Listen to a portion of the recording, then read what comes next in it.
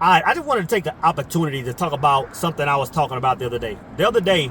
And I'm not sure if it was a YouTube video, I'm not sure if it was in a power circle, but I was talking about, I said, you know what, we can go to church, we can go to all these services, we can read all these books by all these, by these, great writers. We can listen to all these podcasts, all these sources of knowledge. I said, but there's not going to be any greater source of knowledge than in nature, right?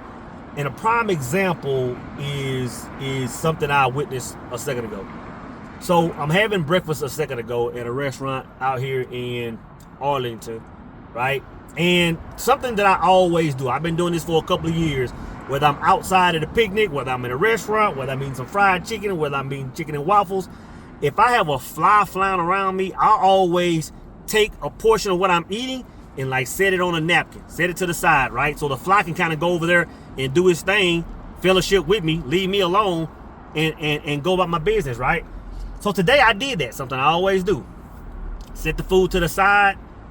And the lesson I learned today, brothers, is like a lot of times we'll request something, a lot of times we'll pray for something, a lot of times we'll ask God for something.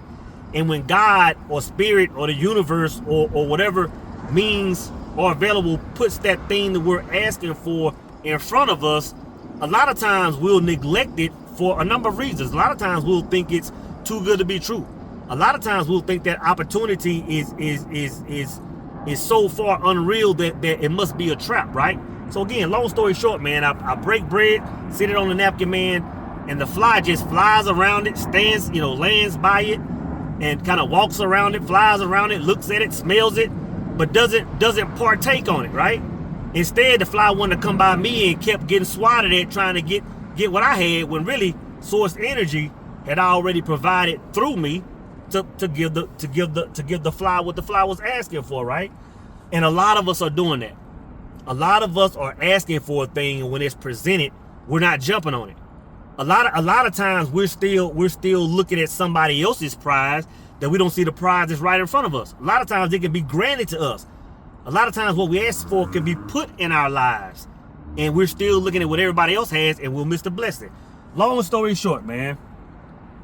Long story short, I get up, go to the bathroom, I come back, and the waiter, nice brother, cool brother, had taken all the food away, taken all the napkin away, taken everything that I was eating, including what the fly was eating, right? Lo and behold, I'm sitting there drinking coffee, and the fly comes back. The fly lands in the same spot that I put the food. Now he's looking around for it. Now ain't nobody eating. Now he's going back looking for the blessing that he was already given, but now it's gone. And that's what a lot of people do, man. We sit there and again, while we're looking at everybody else's blessings, and once everything is gone, we want to look back and say, you know what was given to me? What was the blessing that God gave to me? Like now that everything is gone, I can see what God gave me. And now it's gone. Now you're sitting there walking around in circles looking stupid, not eating nothing, when everybody else is walking away from the table fed except you. So like I said the other day, brothers and sisters, like we can read all the books we wanted to, man. We can listen to all the great teachers of today. But the lessons, like God is talking to us 24 hours a day in nature, in life. Look at the animals. Look how other people are treating everybody else. Just look at, like, the world is always speaking. And if we can just remain aware that the world is always speaking, I'm telling you, we'll get ahead in life. We won't miss our blessings in life. We won't miss the people in our life that we ask for. We won't miss the forms of employment that we ask for. We won't miss some of the nice things, the cars and the cribs.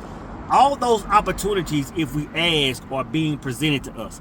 There's not a situation where you properly, and again the key word is properly. There's not a situation in the world where you properly ask for something, and I mean properly by matching that energy, and it doesn't show up.